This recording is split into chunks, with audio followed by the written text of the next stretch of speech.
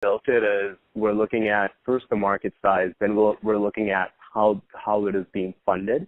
And we were able to get some figures from this website called Course Report, I believe. And really, so funding source, 2017, 43% was self-funded, 18%, borrowed money from family and friends, and, external sources, the one that we're talking about is 20% of the market.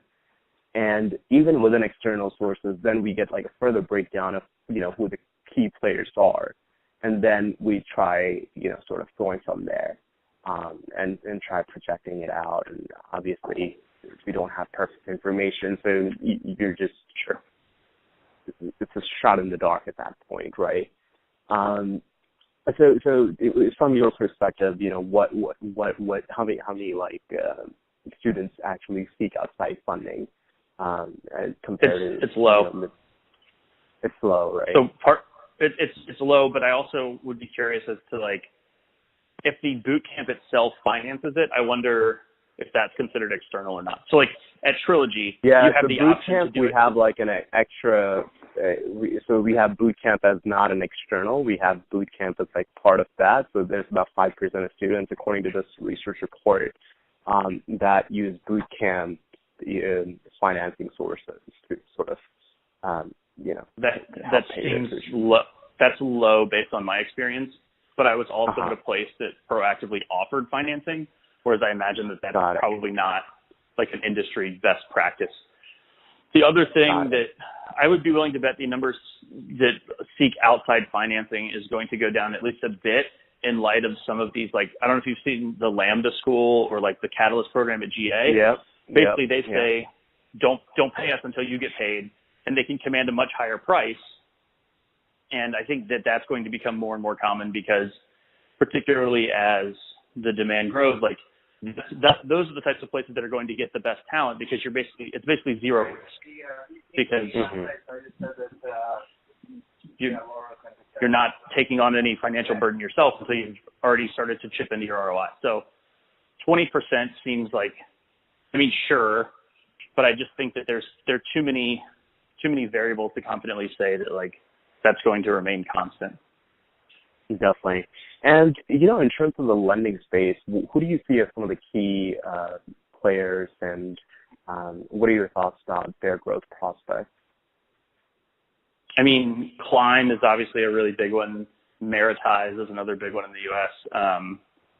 I'm sure they'll grow. I don't know if anybody is smart enough to manage credit risk in this space, to be totally honest with you. Capital One doesn't, screwed up auto underwriting, 10 years ago, and that's a space that's been in existence for decades.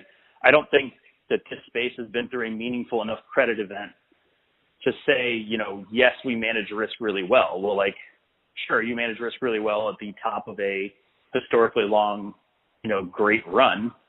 But I think that the big kind of question in all this is it's completely uncollateralized. Once I'm out of the program, there's nothing you can do to me. It's not even like an undergraduate degree where if you don't pay, they can hold your transcripts and hold your degree. I'm out, I have my certificate. That's all that matters. But the bigger thing is I don't think people know where this falls in the stack. So I'm sure you've heard this before, but in the auto lending space, there's a maxim that people can't drive their house to work. So the idea is that the last thing people stop paying is their auto loan because they need to get to and from work and they can live in their car if they have to. Well, I don't know where this falls in that stack. My guess is if I have to make a choice, it falls above my student loans but below everything else. Definitely. So, definitely.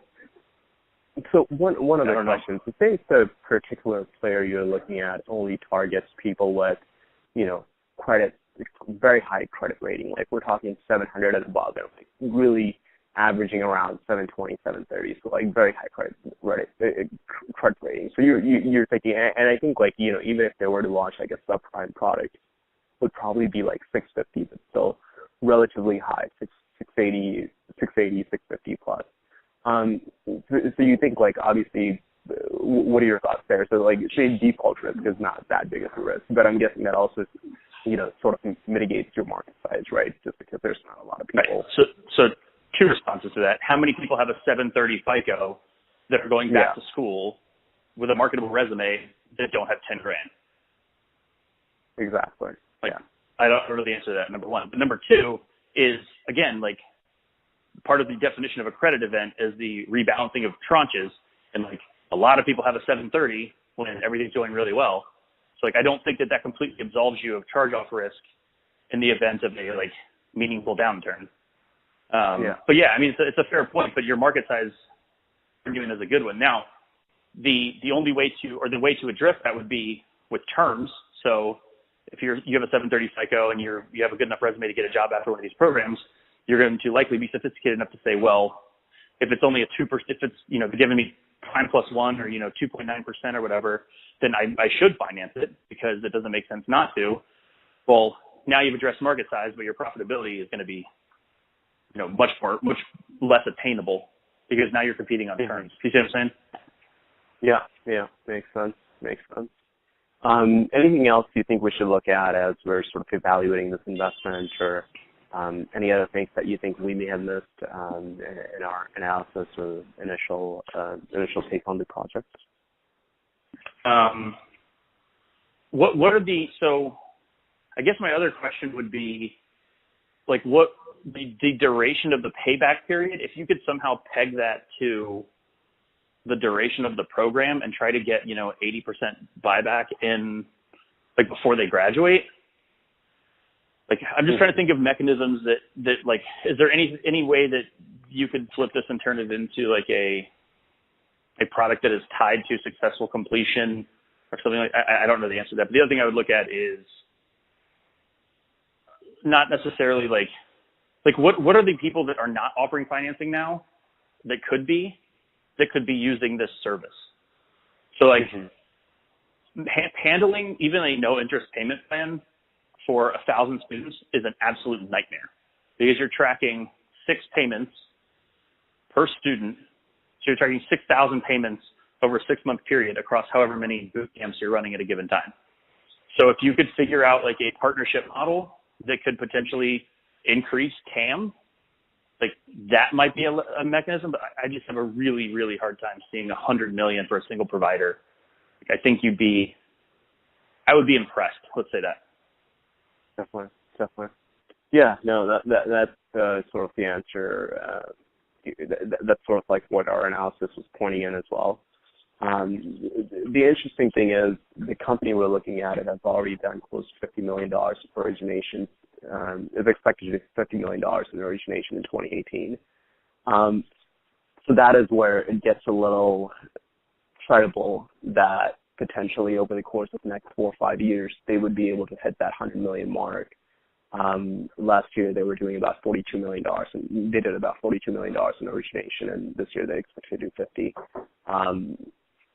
So they're definitely 20% growth is still, like, I mean, that's still not, that's still 4 years away from 100 million. But the other question I would have is, like, all that 50 million is 730 plus, like, decent depth of file. Like, I just keep coming back to the underwriting piece, knowing this population, like, the range and quality of students is vast. And I would just, the charge-off thing for me would be a real concern.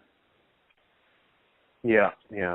But say if you were to, let's say they have a way of mitigating, and I can't give a lot more information there without, like, almost divulging the name of the company. But say if we were to not worry so much about charge-off risks just because of some other things they have in place, and they essentially have zero charge-off. I mean, yeah, you're still talking about, even if they stay at that 20%, like, origination. Yeah, I mean, even if you grow it at 20% over the course of the next, 2021, you're only hitting like $85 million, $84 million, right? Year 5, you're hitting close to, year 5, 2022, you're expected to hit 2022, you're expected to hit $100 million in origination, given that you sustain the 20% year-over-year growth in originations. And you're also assuming that there's no new major player that sees this market growing exactly to the tune of 20% year-over-year growth. And so, I mean, that's basically what happened to Greece, guys. They were doing this point of sale, like, product finance underwriting stuff, and then GE Capital was like, wait a minute, we're way better at this than you are.